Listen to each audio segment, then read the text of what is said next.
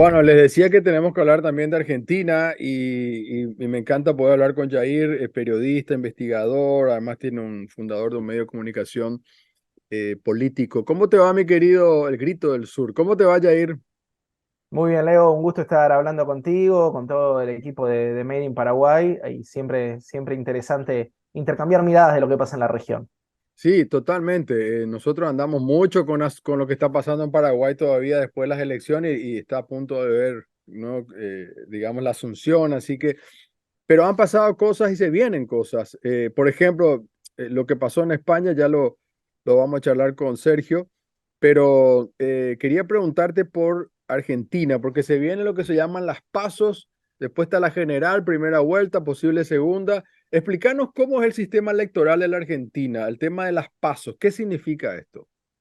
Bien, bueno, las PASO se crean en el 2011 y son un mecanismo para dos cosas, para resolver internas partidarias y también para ponerle un filtro a aquellas candidaturas que no llegan al 1,5%. Entonces, las PASO tienen dos objetivos. Por un lado, son primarias simultáneas obligatorias, o sea, todos los partidos tienen que hacer sus primarias abiertas.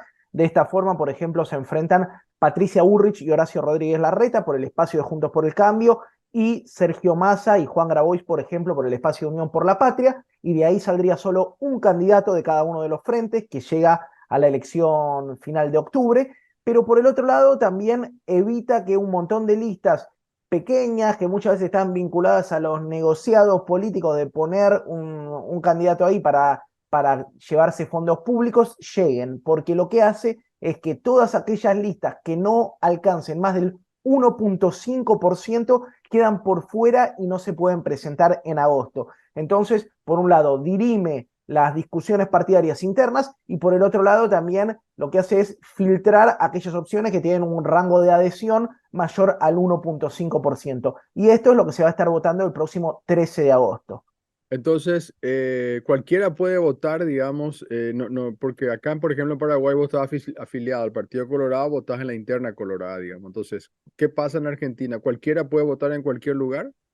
Cualquiera puede votar en cualquier lugar. De hecho, las cuatro siglas de las PASO lo que dan cuenta es de eso, que son unas primarias, o sea, no son las elecciones definitivas, que son abiertas, lo que quiere decir que incluso vos como militante peronista podés ir a votar en la interna del macrismo porque tácticamente entendés que es mejor que te toque un candidato u otro, y son simultáneas, lo que quiere decir que todos los partidos tienen que hacer sus internas en la misma fecha. Y por último, como sucede en Argentina y en otros países de la región, el voto es obligatorio. Eso. Entonces, no son una instancia electiva, como puede suceder con algunas primarias partidarias en otros países, sino que todos los que están afiliados al padrón, los que están empadronados dentro del padrón nacional, tienen que acudir para ejercer su voto y si no, lo tienen que justificar, como sucede en otras latitudes, por qué no fueron al cuarto oscuro en esta instancia.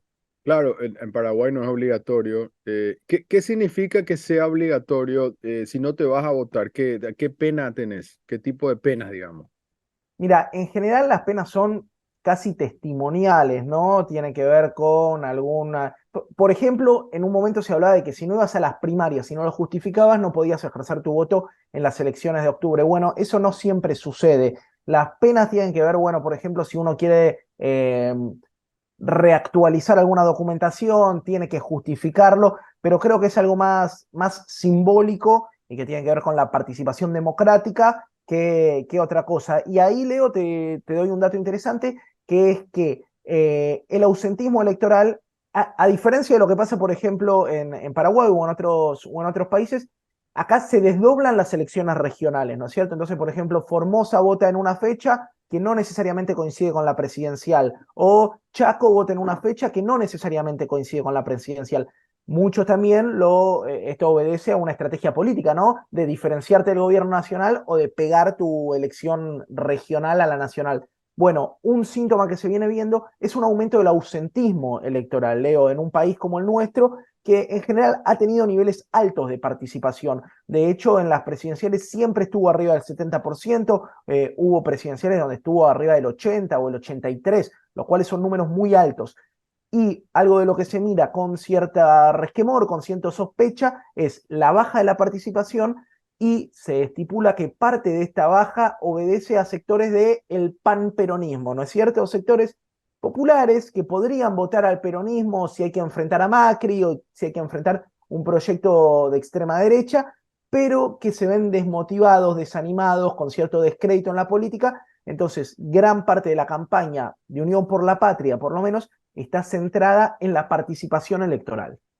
Vamos a explicarle esto a la audiencia, por ahí se perdió, porque Juntos por el Cambio es el nombre donde está, digamos, Macri, por decir así, para que la gente entienda más rápidamente, y Unión por la Patria era lo que antes era Frente de Todos, que hoy une al peronismo. Esto para hacer un poco más entendible a nuestra audiencia.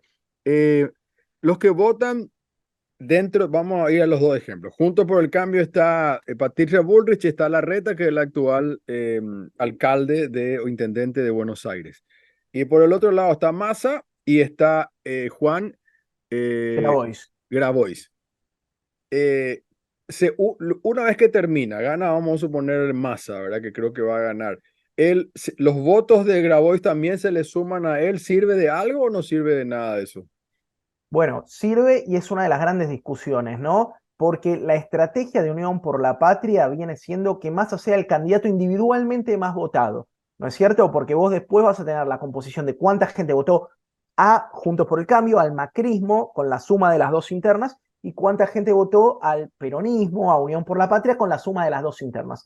La apuesta de Unión por la Patria es que Massa sea el candidato individual más votado, más allá de que los votos peronistas queden segundos, que lo posicionen como, bueno, el tipo cuya imagen más se puso en la urna es la de Sergio Massa. Ahora, la discusión es qué capacidad tenés vos de incorporar los votos de tu interna de cara a octubre. O sea, en el hipotético caso de que gane Massa, ¿qué capacidad tiene Massa de conservar los votos de Juan Grabois? O vamos al otro caso, ¿qué capacidad tiene Horacio Rodríguez Larreta de conservar los votos de Patricia Bullrich? Ahora, en términos meramente institucionales, lo que cuenta son la suma de votos. Entonces, los celestes, los peronistas, van a tener un número final que implique la suma de votos de Massa y de Grabois. Y los amarillos, el macrismo, va a tener un número final que implique la suma de votos de Bullrich y Larreta. Y ¿Y de eso, qué bueno, sirve, perdón, de qué dale. sirve ser primero en estas pasos, digamos? ¿Es una cuestión más de marketing, es una cuestión de decir tuvo más fuerza? O sea, ¿de qué sirve si la suma de los dos le dan primero a Bullrich o a Massa, digamos? De qué te sirve? Bueno, es interesante porque sirve básicamente construir una narrativa, ¿no? En Eso. principio, Massa lo que va a decir es fui el candidato individualmente más votado, el macrismo lo que va a decir fuimos el espacio político más votado, ¿no es cierto?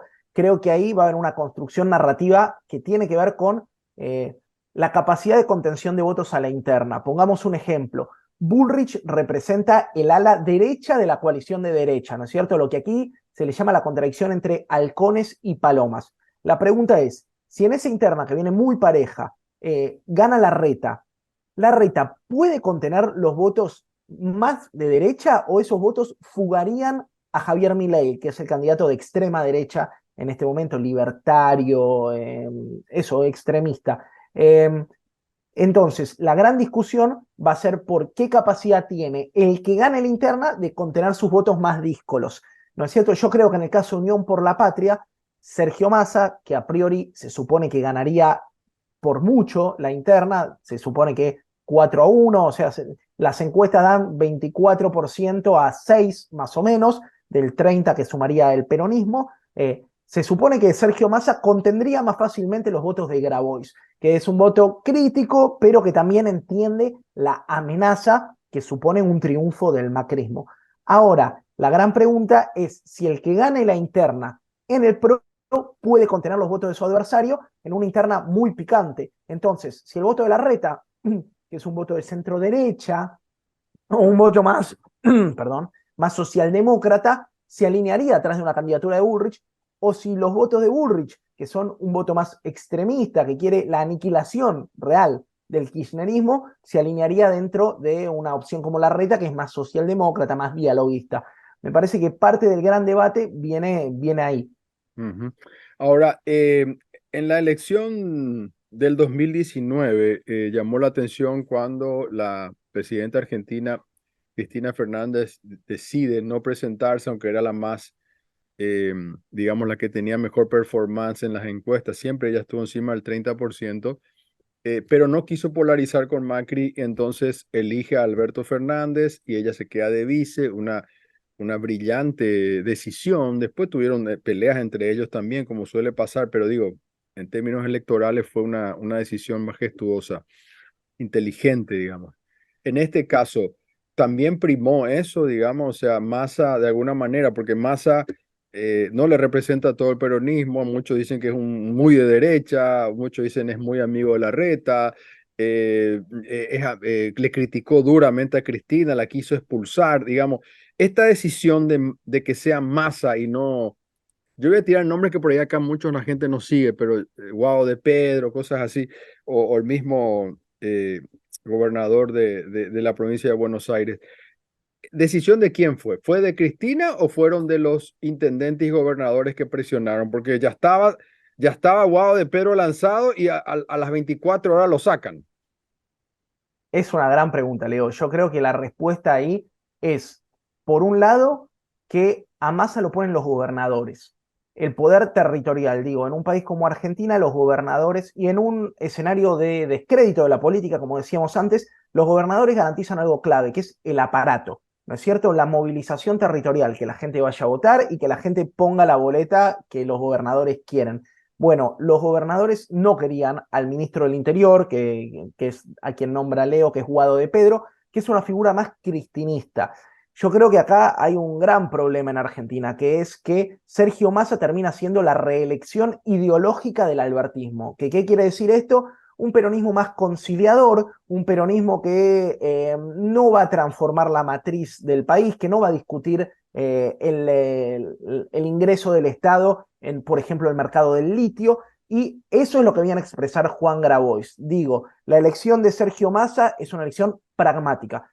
Yo interpreto que la lectura es que en un escenario muy complejo económicamente, recordemos que en Argentina tenemos casi 120 de inflación interanual, algo que ya no es un fenómeno económico, es un fenómeno social, atraviesa toda nuestra vida. Es muy difícil reelegir una gestión, ¿no? Por más que tenga una adhesión muy grande el peronismo, por más que Cristina tenga un 30% de intención de voto, creo que la apuesta por Sergio Massa es una apuesta de los gobernadores y es una lectura de Cristina de que hay que ser pragmáticos, de que si se quiere evitar una derrota electoral, también hay que elegir al rival.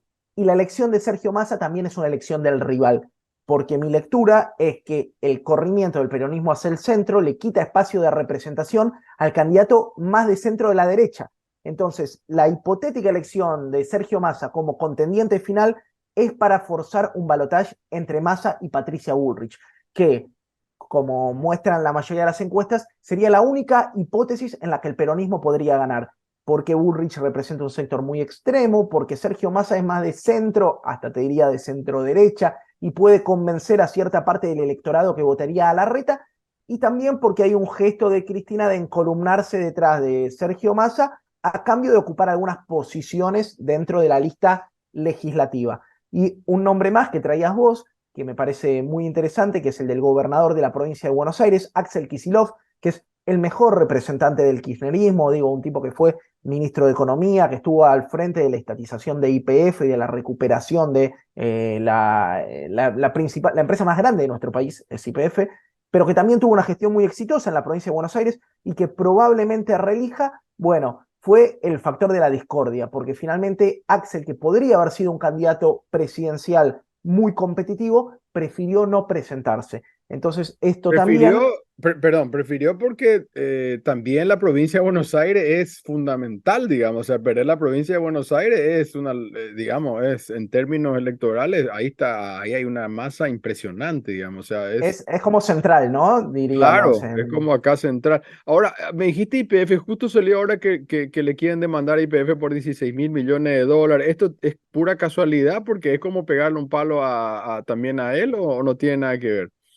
Bueno, casualidades no existen. De hecho, te voy a decir, quien demanda al Estado argentino no son los bonistas, sino que son unos fondos buitres que lo que hacen es comprar títulos de gente que está litigando, comprar potestades de litigio. Entonces, si vos como empresario sabés que no lo vas a cobrar en 10 años, viene este fondo buitre y te lo compra para hacer el juicio.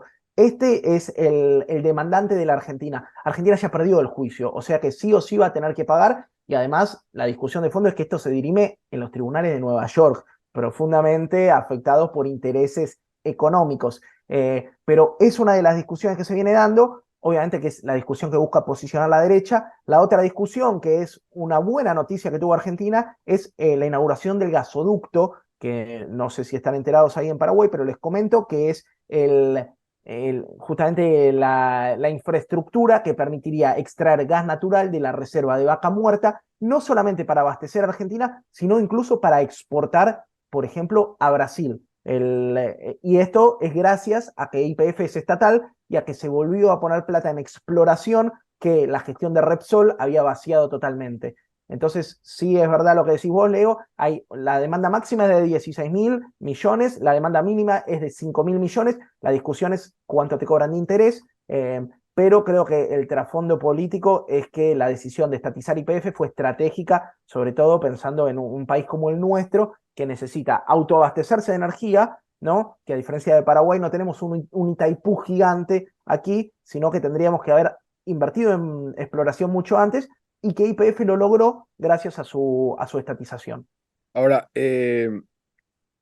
pasadas las pasos, que son el 13 de agosto, va a quedar un candidato del peronismo, un candidato del macrismo, para hacerla más fácil acá, discúlpeme, y Milei, que es este otro personaje que había irrumpido, creció muchísimo, ahora parece que se quedó un poco. Entonces, la elección es muy distinta al 2019, que era a dos, era macrismo contra cristinismo, vamos a decir, ni siquiera el kirchnerismo. Ahora, ¿qué pasa? Ahora se divide en tres esta historia, porque Milei va directamente a octubre. Eh, ¿Cómo están las encuestas en esa división, digamos, y Milei, a quién le va a restar votos? Es una muy buena pregunta. Las encuestas, lo primero que te digo, Leo, es hay que tomarlas con pinzas. Sobre No, todo, se equivocan en todo el mundo. Se equivocaron acá, se equivocaron en miremos España. Paraguay, miremos España, miremos Argentina. Pero bueno, dicho esto y hecha esta salvedad, me parece que está bueno ver la continuidad de las encuestas.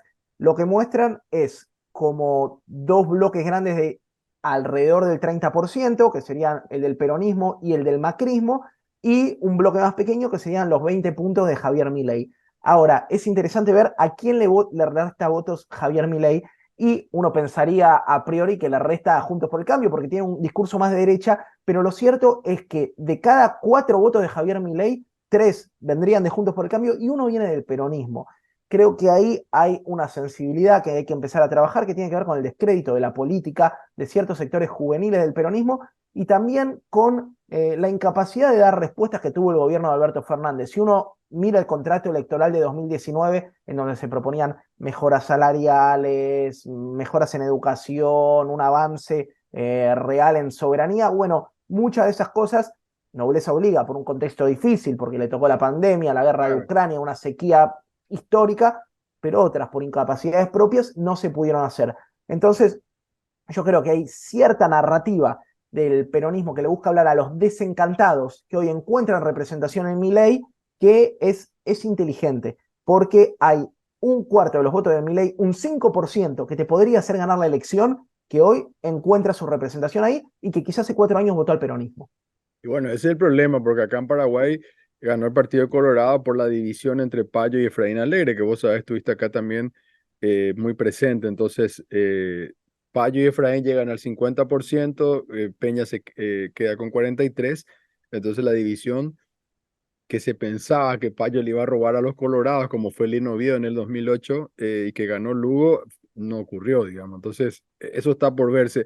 Te quería preguntar, porque acá estamos hablando de un personaje como Milei. Hace poco se salió un libro que yo me leí, la gente no sé si sabe acá, pero dice que Milei habla con su perro muerto, y que el perro muerto le da consejos, y él también habla con economistas que ya han sido muertos a través de un medium, que es la hermana. Estas cosas, digamos, que son, que el que está escuchando dice, no, no estoy entendiendo. Entonces, bueno, para no hacerla muy larga. Es un personaje que supera la ficción, digamos.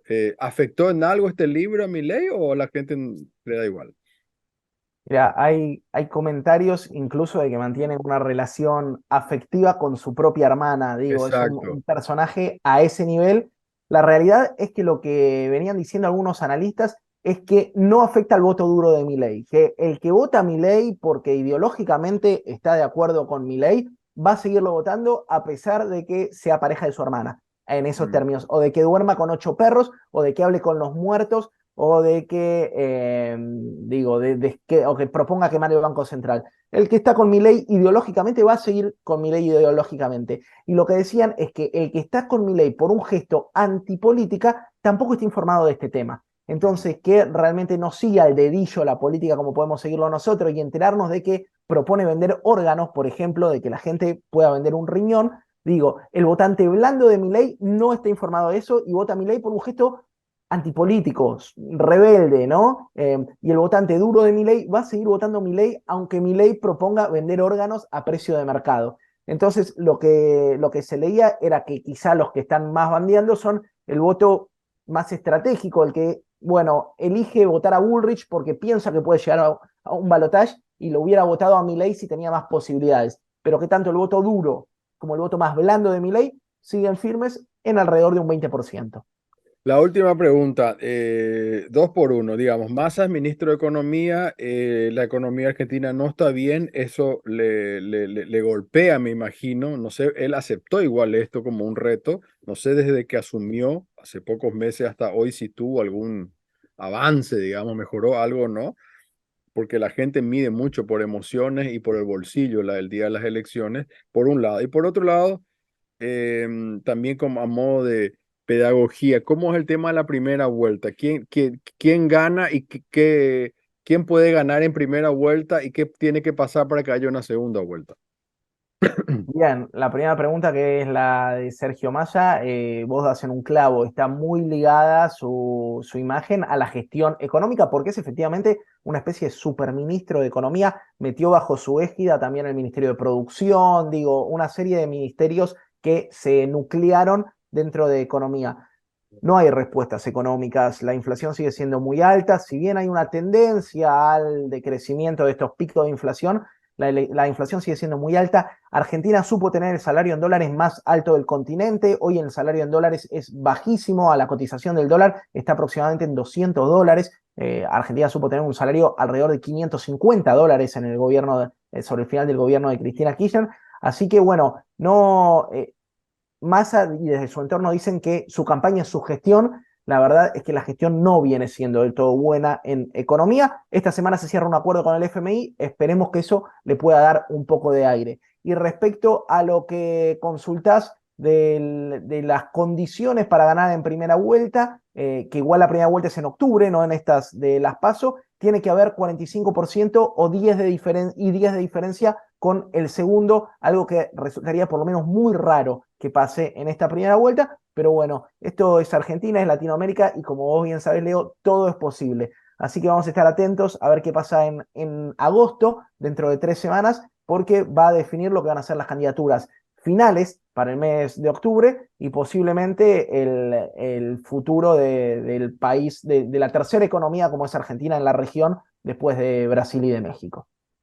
Mi querido Jair, te agradezco mucho tu tiempo, como siempre, un gustazo hablar contigo. Un gusto para mí y un abrazo grande a todos los hermanos y hermanas del Paraguay. Muchas gracias. Hacemos la pausa y ya volvemos.